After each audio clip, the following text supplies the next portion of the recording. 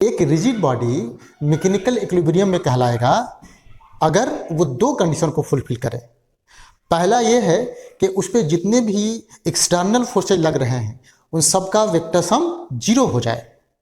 ठीक, तो पहले हम इसको लिखते हैं कि एक रिजिड बॉडी मैकेनिकल इक्विलिब्रियम में होगा अगर वो दो कंडीशन को फुलफिल करेगा।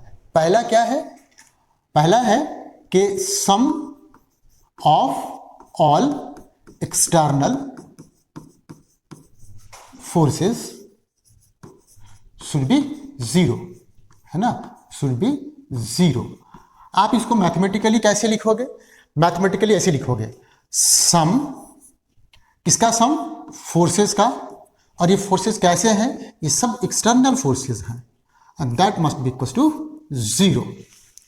और इस कंडीशन को अगर हमारा बॉडी फुलफिल करता है तो हम कहेंगे कि हमारा बॉडी ट्रांसलेटरी इक्विलिब्रियम में है ना, तो इसको कहेंगे हम ट्रांसलेटरी इक्विलिब्रियम। शॉर्ट में इसको हम TE से डिनोट करेंगे।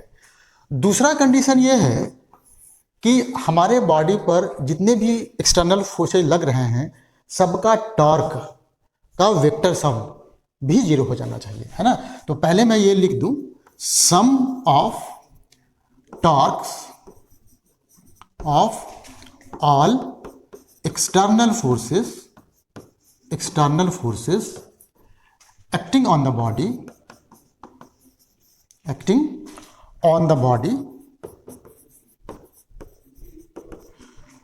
must be 0, है ना। शुड भी लिख दिया मैंने, मतलब ये मस्ट है। आप इसको कैसे लिखोगे मैथमेटिकली? मैथमेटिकली ऐसे लिखोगे, सम किसका सम? टॉर्क का। ये टॉर्क है। अच्छा, टॉर्क को तो हम वेक्टर मानते हैं, तो ये हमारा वेक्टर हो गया। ये कैसा है टॉर्क? ये सारे एक्सटर्नल फोर्सेज का टॉर्क है, तो हमने यहाँ पे EXT लिख दिया ये बताने के लिए कि ये सारे टॉर्क्स एक्सटर्नल, है ना, फोर्सेज के हैं। अब यहाँ पे एक कैच है। देखिए, हम लोग जानते हैं कि किसी भी फोर्स का किसी बॉडी पे टॉर्क एक एक्सिस के अबाउट होता है या किसी पॉइंट के अबाउट होता है। अब इसमें कौन सा एक्सिस हमको लेना है, यहाँ पे बहुत कन्फ्यूजन होता है। तो जनरली जो नीट में क्वेश्चंस आते हैं उसमें तो कोई दिक्कत नहीं होती, लेकिन जो JEE मेन में क्वेश्चंस आते हैं उसमें थोड़ा सा आपको सतर्क करने की ज़रूरत है। तो इसके लिए ज़रा देखो, अब इसके लिए हमारे पास दो कंडीशन है। पहला कंडीशन ये है कि अगर मैं ये चेक कर लूँ कि मेरा बॉडी पहले से ही ट्रांसलेटरी इक्विलिब्रियम में है, तो ये टॉर्क किसी भी एक्सिस के अबाउट लिया जा सकता है। या दूसरे लैंग्वेज में कहिए कि जब हमारा बॉडी ट्रांसलेटरी इक्विलिब्रियम में है तो किसी भी एक्सिस के अबाउट जितने भी एक्सटर्नल फोर्सेज लग रहे हैं उन सब के टॉर्क को निकाला जाए, उनका वेक्टर सम किया जाए, तो वो 0 के बराबर अगर हो जाए तो हमारा बॉडी रोटेटरी इक्विलिब्रियम में भी हो जाएगा। ठीक, लेकिन अगर मेरा बॉडी ट्रांसलेटरी इक्विलिब्रियम में नहीं है तो ये जो आप फार्मूला अप्लाई करोगे वो सिर्फ और सिर्फ उस एक्सिस के अबाउट टॉर्क निकाल के करोगे जो एक्सिस अपने बॉडी के सेंटर ऑफ मास से पास होकर जाए। ठीक है, तो ध्यान दो, हमने क्या कहा कि जब हमारा रिजिड बॉडी ट्रांसलेटरी इक्विलिब्रियम में है तो रोटेटरी इक्विलिब्रियम में होने के लिए किसी भी एक्सिस के अबाउट उस बॉडी पर लगने वाले जितने भी टॉर्क हैं सबका वेक्टर सम 0 होना चाहिए किसी भी एक्सिस के अबाउट। लेकिन अगर मेरा बॉडी ट्रांसलेटरी इक्विलिब्रियम में नहीं है, ठीक, और हम केवल रोटेटरी इक्विलिब्रियम की बात कर रहे हैं, तो उस केस में सेंटर ऑफ मास से पास होकर जाने वाले एक्सिस के अबाउट जितने भी एक्सटर्नल फोर्सेज लग रहे हैं सबका टॉर्क निकालिए और उनको वेक्टर सम करो। अगर वो 0 हो जाता है तो तुम्हारा बॉडी रोटेटरी इक्विलिब्रियम में होगा। अब हम लोग चलते हैं दूसरे सेक्शन पे, जिसमें हम लोग इस पर बेस्ड कुछ क्वेश्चन करना, है ना, स्टार्ट करने वाले हैं। तो देखिए, पहले ये समझो कि क्या अप्रोच होना चाहिए हमें किसी भी क्या बोलते हैं रिजिड बॉडी के इक्विलिब्रियम पर बेस्ड क्वेश्चन को सॉल्व करने के लिए। उसको समझने के लिए चलो हमने एक एग्जाम्पल लिया, ये ले लिया, मान लीजिए ये कोई रॉड है, इसका लेंथ है L मान लो और मास है M मान लो। हमने क्या किया है कि इस एंड से इसको एक स्ट्रिंग के थ्रू और इस एंड से स्ट्रिंग के थ्रू हमने एक हॉरिजॉन्टल स्लिंग से इसको ऐसे जोड़ दिया है ना। अब आपसे कहा जाता है कि आप इसमें टेंशन निकालो और इसमें टेंशन निकालो। तो सबसे पहली बात यह है कि अगर हमको टेंशन निकालना है तो सबसे क्या करेंगे, हम सबसे पहले हम उस बॉडी को चुनेंगे जो इक्विलिब्रियम में है। ऑब्वियसली हमारा बॉडी क्या है, हमारा बॉडी रॉड है। रॉड कैसा है, रॉड है इक्विलिब्रियम में, है ना, इक्विलिब्रियम में है। कैसा इक्विलिब्रियम में है, ट्रांसलेटरी और रोटेटरी। हमने कैसे कह दिया कि ट्रांसलेटरी इक्विलिब्रियम में है, क्योंकि इसका सेंटर ऑफ मास मूव नहीं कर रहा है, ठीक। और हमने ये कैसे कह दिया कि रोटेटरी इक्विलिब्रियम में है, तो आप स्पष्ट यहाँ देख सकते हो कि बॉडी आपका रुका हुआ है, ये किसी भी एक्सिस के अबाउट रोटेट वगैरह नहीं कर रहा है। तो दोनों कंडीशंस यहाँ फुलफिल है। इट मीन्स कि हमारा ये बॉडी जो हो गया है ना, इक्विलिब्रियम में हो गया। चलिए, ये तो हमने जान लिया। अब हमको क्या निकालना था, हमको निकालना था, यहाँ देखिए, यहाँ निकालना था टेंशन और यहाँ पे निकालना था टेंशन। अब सवाल यह है कि अब मुझे पता नहीं कि किसमें टेंशन ज़्यादा होगा, किसमें कम होगा, या ऐसा तो नहीं कि दोनों में टेंशन बराबर होगा। तो उसके लिए एक तरीका है। तरीका यह है कि सबसे पहले अपने बॉडी पे लगने वाला जो इसका ग्रेविटेशनल फोर्स है, जो ऑब्वियसली इसके सेंटर ऑफ ग्रेविटी से पास होके जाएगा, वो आप ऐसे दिखा दो, ठीक है, ये दिखा दो। और देखो, हमने एक ऐसा प्लेन कंसीडर किया है जो देखिए वर्टिकल है और इसी लाइन से ऐसे पास होकर जा रहा है। ये प्लेन है आपका। अगर आप इस प्लेन को छोटा सा प्लेन मिरर की तरह एज्यूम कर लो तो आपको लगेगा कि इस मिरर के आगे ये जो पार्ट है, देखो ये जो पार्ट है, इसका एग्जैक्टली ये मिरर इमेज है। कैसे? क्योंकि ये डिस्टेंस फिक्स है ना। और मिरर इमेज में क्या होता है, हमेशा नोट कीजिए कि इसको फिर हम कहेंगे कि हमारा जो ये क्या बोलते हैं स्ट्रक्चर है वो मिरर सिमेट्री में है।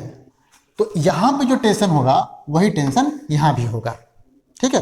तो ये तो रहा मैथमेटिकली, मतलब टेंशन को एक दूसरे से कोरिलेट करने का तरीका। दूसरा, आप ऐसे कॉमन सेंस भी लगा सकते हो कि यार देखो, ठीक बीचों बीच इसका mg ऐसे एक्ट कर रहा है, तो ये वाला टेंशन सेम ही होना चाहिए, ठीक। लेकिन कॉमन सेंस एक लिमिट तक हेल्प करता है, बाकी समय ये धोखा देता है। तो हमें जो है कॉन्सेप्ट को यूज करना चाहिए हमेशा। अच्छा, अब देखो, जब हम लोग रिजिड बॉडी के इक्विलिब्रियम के क्वेश्चन को सॉल्व करते हैं तो कई बार ऐसा होगा कि केवल ट्रांसलेटरी इक्विलिब्रियम के कंडीशन को अप्लाई करने से मेरा प्रॉब्लम सॉल्व हो जाएगा, और कई बार ऐसा होगा कि केवल रोटेटरी इक्विलिब्रियम के कंडीशन को अप्लाई करने से हमारा क्वेश्चन सॉल्व हो जाएगा। और तीसरा केस ऐसा बनेगा कि पहले आप ट्रांसलेटरी इक्विलिब्रियम का इक्वेशन लिखेंगे और उसके बाद भी आपका क्वेश्चन सॉल्व नहीं होगा, तो आप फिर रोटेटरी इक्विलिब्रियम के कंडीशन को कंसीडर करेंगे और करस्पॉन्डिंग इक्वेशन लिखेंगे, तब आपका वो प्रॉब्लम है ना हर हाल में सॉल्व हो जाएगा। तो देखिए, यहाँ पे देखिए क्या करें हम। यहाँ पे हमने कहा कि देखो यार, ये बॉडी हमारा कैसा है, ट्रांसलेटरी इक्विलिब्रियम में है। अगर ट्रांसलेटरी इक्विलिब्रियम में है तो अपने बॉडी पे जितने भी फोर्स लग रहे हैं सबका वेक्टर सम 0 होना चाहिए। तो यहाँ देखो, ये टेंशन ऊपर की तरफ लग रहा है, यहाँ भी टेंशन ऊपर की तरफ लग रहा है, mg नीचे की तरफ लग रहा है। तो आप ऊपर की तरफ का फोर्स और नीचे की तरफ का फोर्स ऐसे बैलेंस कर दोगे तो बड़ा आसानी से आपका mg/2 ऐसे निकल जाएगा। तो आपने देखा कि केवल ट्रांसलेटरी इक्विलिब्रियम का कंडीशन लगाया आपने और आपका प्रॉब्लम सॉल्व हो गया। कोई कहता है कि नहीं सर, मैं केवल रोटेटरी इक्विलिब्रियम का कॉन्सेप्ट लगा के सॉल्व कर सकता हूँ। बिल्कुल आप कर सकते हो। देखो कैसे, ऐसे देखो। अब देखो, अब हम कैसे एनालाइज कर रहे हैं इसको। हमारा बॉडी कैसा है, रुका हुआ है। रुका हुआ है मतलब कि ये ट्रांसलेटरी इक्विलिब्रियम में है ना, और रोटेटरी इक्विलिब्रियम में भी है। तो भाई पहले से ही हमने क्लियर कर लिया कि हमारा बॉडी ट्रांसलेटरी इक्विलिब्रियम में है, तो हम किसी भी एक्सिस के अबाउट इस पे लगने वाले सारे फोर्सेज का टॉर्क निकालेंगे और उनका वेक्टर सम 0 के बराबर हो जाना चाहिए। घबराओ नहीं, वेक्टर से तुम बच जाओगे। अभी हम करने जा रहे हैं। देखिए, तो हम अगर चाहें तो रोटेटरी इक्विलिब्रियम का कंडीशन ऐसे अप्लाई कर दिए। उसके लिए हमने क्या किया, हमने कहा देखो यार ये जो स्ट्रिंग है ना, इसे से पास होकर जाने वाला ये लाइन ले लो इमेजिनरी और इसको कह दो एक्सिस। तो इस एक्सिस के अबाउट अब कौन कौन से फोर्स अपना टॉर्क अप्लाई करेंगे? देखो ये टेंशन तो अप्लाई करेगा नहीं क्योंकि ये इसी से पास होके जा रहा है। आपने टॉर्क वाला फंडा क्लियर ही कर लिया होगा। अब किसका लग रहा है टॉर्क? एक देखो इसका टॉर्क लग रहा है ना। देखो कैसे हम क्या करेंगे, जब हम mg का टॉर्क निकालेंगे उस वक्त हम इसको भूल जाएंगे, भूल गए हम, ठीक, भूल गए। आपका देखिए रॉड ऐसे था, ऐसे लटका हुआ था। अगर ये नहीं रहेगा, आप भूल गए इसको, तो mg इसको नीचे की तरफ ऐसे खींचने की कोशिश करेगा, है ना, ऐसे खींचने की कोशिश करेगा। और उसका टॉर्क कितने के बराबर होगा? ये लेंथ L/2 हो गया ऑब्वियसली, तो इसका जो टॉर्क हो जाएगा वो mg फोर्स इंटू L/2 के बराबर हो जाएगा मैग्नीट्यूड में। दूसरी बात देखिए, इसके टॉर्क की वजह से ये जो एक्सिस हो गया इसे, इसके अबाउट ये क्या बोलते हैं, क्लॉकवाइज घूमने की कोशिश कर रहा है। तो आप आर्बिट्रेरीली, मतलब अपने स्वेच्छा से इसको पॉजिटिव से डिनोट कर दो। आप चाहते तो इसको नेगेटिव से भी डिनोट कर सकते थे, वो आपकी अपनी मर्जी है। दूसरा देखिए, इसका भी तो टॉर्क होगा बिल्कुल। तो इसका टॉर्क निकालने के लिए क्या करेंगे, हम इसको भूल जाएंगे। भूल गया मैं, देखिए अगर मैं इसको भूल जाता हूं तो ये जो है इधर की तरफ लग रहा है, तो ये इसको एंटी क्लॉकवाइज टॉर्क देने की कोशिश करेगा। तो इसके टॉर्क का मैग्नीट्यूड तो हमने निकाल लिया, कितना, T इंटू एल के बराबर। लेकिन चूंकि क्लॉकवाइज रोटेट करने की टेंडेंसी को हमने पॉजिटिव से डिनोट किया है, तो एंटी क्लॉकवाइज को नेगेटिव से डिनोट करेंगे। तो ये हमने जोड़ दिया, है ना, and that must be equals to 0। अब सोचो, देखो हमने अभी जब फंडा स्टार्ट किया था तो वहां पे हमने कहा था कि वेक्टर सम हमको करना है टॉर्क का, लेकिन यहाँ पे हमने वेक्टर सम ना करके सिंपली अलजेब्राइक सम कर दिया। उसके पीछे वजह है कि ये जो फोर्सेज हैं इनके टॉर्क के दो ही डायरेक्शन हो सकते हैं। तो एक पर्टिकुलर डायरेक्शन को अगर हमने पॉजिटिव मान लिया है तो दूसरा ऑटोमेटिकली नेगेटिव हो जाएगा। जो हमने वन डायमेंशनल मोशन में पढ़ा था, ठीक वही कॉन्सेप्ट यहाँ भी लग गया है। तो देखो यहाँ से मेरे लिए आराम से हो गया T इक्वल्स टू mg/2। तो ये सिंपल सा एग्जाम्पल लेकर के हम लोग ये समझ गए कि कई बार जब हम रिजिड बॉडी के इक्विलिब्रियम के क्वेश्चंस को सॉल्व करेंगे तो केवल ट्रांसलेटरी इक्विलिब्रियम से हमारा काम बन जाएगा या केवल रोटेटरी इक्विलिब्रियम से हमारा काम बन जाएगा, ठीक। और कई बार दोनों ही लगाना पड़ेगा। तो देखिए अब कैसे दोनों लगाना पड़ेगा, उसके लिए हम एक और एग्जाम्पल ले रहे हैं। यहां जरा समझो, ये जो तुमने रॉड लिया था, है ना, ये जो तुमने रॉड लिया था, सपोज करो ये जो रॉड है टोटल मिला करके एल ही लेंथ का है, चलो ऐसे मान लो, और मास जो है m है। अब की बात देखो, हमने क्या किया है कि इस एंड से तो हमने बढ़िया से एक स्ट्रिंग लगा दिया और इसको इसके हॉरिजॉन्टल सीलिंग से ऐसे जोड़ दिया है ना। लेकिन हम क्या करते हैं कि यहां से देखो, इससे L/4 ये डिस्टेंस, L/4 डिस्टेंस पर यहां स्ट्रिंग लगाकर ऐसे जोड़े हैं। अब आपसे कहा जा रहा है कि दोनों स्ट्रिंग में टेंशंस निकालिए। तो देखो बेटा, अब यहां मिरर सिमेट्री काम नहीं करने वाला है। अब आप ऐसा नहीं कर सकते कि ठीक है इसके सेंटर ऑफ ग्रेविटी से पास होकर जाने वाला एक प्लेन मिरर में एज्यूम कर लूं तो इधर का जो पार्ट होगा उसका मिरर इमेज इधर होगा, ऐसा नहीं हो सकता है। तो प्लेन सिमेट्री का फंडा खत्म। तब क्या करेंगे, तब देखिए हमने अब क्या करना है, पहले कंसीडर कर लेते हैं ट्रांसलेटरी इक्विलिब्रियम, है ना।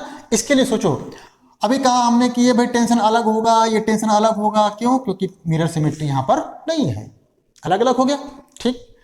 एक यहां पर सेंटर ऑफ ग्रेविटी या सेंटर ऑफ मास भी यहां कह सकते हैं, क्योंकि एक यूनिफॉर्म ग्रेविटेशनल फील्ड में हमारा बॉडी रखा हुआ है, तो centre of mass, centre of gravity दोनों सेम हो जाता है। हालांकि ये दोनों कॉन्सेप्ट अलग अलग हैं। तो देखिए यहाँ पे लग गया mg फोर्स। अब सोचो, हमको m पता है, g दुनिया जानती है, l पता है, हमको T1 और T2 निकालना है। तो T1 और T2 निकालने के लिए हमारे पास दो इक्वेशंस बनने चाहिए। तो देखो कैसे कैसे बनते हैं। पहले हमने कह दिया कि भैया ट्रांसलेटरी इक्विलिब्रियम की बात मैं करूं तो ऊपर की तरफ लगने वाले दोनों फोर्सेस नीचे की तरफ लगने वाले है ना, वेट के बराबर हो जाएगा। अब आप कहोगे ट्रांसलेटरी इक्विलिब्रियम का फंडा कैसे लगा दिया भाई, तो सिंपल सी बात है, रॉड तो भी रुका हुआ है, रुका होने का मतलब नेट फोर्स इस पर जीरो है और नेट टॉर्क भी उस पर जीरो है। तो मतलब हमको पहले से ही पता है कि ये मैकेनिकल इक्विलिब्रियम में है, तो हमने उसको दो अलग अलग कंडीशन जो बनाए थे ट्रांसलेटरी इक्विलिब्रियम और रोटेटरी इक्विलिब्रियम का, उसके कॉन्सेप्ट लगा सकते हैं। तो यहाँ हमने ये लगा दिया। अब चले आइए और रोटेटरी इक्विलिब्रियम में। अब सवाल यह है कि आप कहोगे कि ये क्यों लगाए, तो वो इसलिए लगाए क्योंकि देखो यहाँ T1 T2 में एक ही क्वेश्चन बना है, एक और बनेगा तभी तो सॉल्व करोगे। तो उसके लिए क्या करो, चूंकि हमारा बॉडी पहले से ही ट्रांसलेटरी इक्विलिब्रियम में है, तो मैं कोई सा भी एक्सिस चुन सकता हूं जिसके अबाउट मैं बाकी बचे हुए, मतलब जितने भी कहने का मतलब एक्सटर्नल फोर्स है, सबका टॉर्क निकालूं और सबका अलजेब्राइक सम करूं और उसको जीरो से इक्वेट करूं, जो अभी हम पिछले जो है क्वेश्चन में किए थे। अब एक्सिस कौन सा चुनोगे ये तुम्हारे अपने बुद्धि पर है, अपने विवेक पर है। तो हमेशा तुम ऐसा एक्सिस चुनना जिससे पास होकर के मैक्सिमम फोर्स से जा रहे हो, है ना। हमेशा तुमको ऐसा एक्सिस चुनना है जिससे पास होकर के मैक्सिमम जो है फोर्स से जा रहे हो, क्योंकि जो फोर्स अपने एक्सिस से पास होकर जाएंगे उनका टॉर्क नहीं होगा, तो उनके टॉर्क से आप बच जाएंगे, आपका कैलकुलेशन इजी हो जाएगा। तो मेरे ख्याल से मैं यहाँ पर देखिए ये चुन लेता हूँ, ये वाला है ना, ये देखिए एक्सिस। अब देखो बनाया ऐसे है, हाँ इस पर भी ध्यान दो, बनाया हमने ऐसे है लेकिन एक्सिस ऐसे है बेसिकली, ठीक है ना। अब कैसे बनाएंगे, यहाँ पे थोड़ा 3D का चक्कर है तो बना नहीं पाएंगे, इसलिए हमने इसको ऐसे दिखा दिया है। अब बताइए इस एक्सिस के अबाउट इसका टॉर्क किधर की तरफ होगा। पहली बात ये सोचो कि अगर हम इसका टॉर्क निकालेंगे तो इसको भूल जाएंगे और ये अकेला जो है इधर घुमाने की कोशिश करता, क्लॉकवाइज की एंटी क्लॉकवाइज, क्लॉकवाइज। और अभी हमने क्या किया था कि क्लॉकवाइज जो टॉर्क होता था उसको हम पॉजिटिव से डिनोट करते थे, तो यहाँ से यहाँ तक L/2 हो गया और ये हो गया आपका T1 इंटू L/2 और ये पॉजिटिव से डिनोट कर दिया आपने, ये T1 है बेटा। अच्छा इसमें चले आओ जरा, इसमें चले आओ, इसका टॉर्क निकालने के लिए डिस्टेंस चाहिए, तो ये डिस्टेंस तो L/4 हो गया, क्योंकि पूरा कितना था, आधा था, उसका आधा ये, तो 1/4 ये, 1/4 ये। इसका टॉर्क कितना हो जाएगा, इसका हो जाएगा T2 इंटू L/4। इसका क्या लोगे साइन, चूंकि अगर ये अकेला होता तो इस एक्सिस के अबाउट ये इसको क्लॉकवाइज घुमाने की कोशिश करता, ऐसा नहीं एंटी क्लॉकवाइज घुमाने की कोशिश करता, तो क्या करते हैं इसको हम नेगेटिव से डिनोट करते हैं और ये जीरो हो गया। अब यहाँ पे देखो तुमने बड़ी आसानी से यहाँ से निकाल लिया T1 का 2 टाइम्स इक्वल्स टू T2। कैसे, ये L कट जाएगा, ये 4 से जब मल्टीप्लाई करोगे तो 2 यहाँ आएगा और यहाँ पर कट जाएगा, उधर ले जाएंगे। ये सिंपल कैलकुलेशन है। तो दो देखो इक्वेशन बन गया हमारे पास।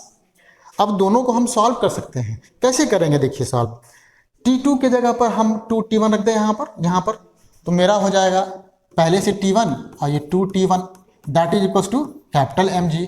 तो 3T1 कितना हो गया, ये हो जाएगा कैपिटल mg। तो T1 कितना हो जाएगा mg/3। और भाई जैसे ही T1 निकला, जो T2 कितना है इसका डबल है, देखो यहाँ से तो डबल कर दिया मैंने, तो T2 जो है हमने डबल कर दिया mg/3 से, ये देखो। अच्छा एक और हैबिट डाल लो कि क्वेश्चन को सॉल्व करने के बाद 1-2 मिनट के लिए रुको, तुमने कैसे इसको सॉल्व किया, कौन कौन से फंडे लगाए, क्या क्या तुमको नया कुछ मिला, है ना, वो अगर तुम पहचान सकते हो, अगर तुम उसको नोट कर सकते हो, तो ये समझ लो कि तुम राइट डायरेक्शन में जा रहे हो।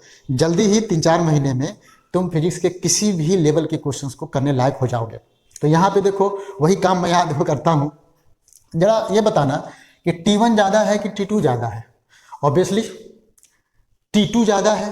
क्यों ज़्यादा है, क्योंकि वो एक्सिस के नज़दीक है। तो अगर कोई बॉडी रोटेटरी इक्विलिब्रियम में है तो जो फोर्स एक्सिस के नज़दीक होगा उसकी वैल्यू उस फोर्स से ज़्यादा होगा जो एक्सिस से दूर होगा। तो देखो एक सिंपल सा एक आइडिया है, लेकिन इसका बहुत यूज होगा अगर आप थोड़ा साइंटिफिकली अपने न्यूमेरिकल को सॉल्व करते हो, है ना, तो बहुत मज़ा आएगा आपको।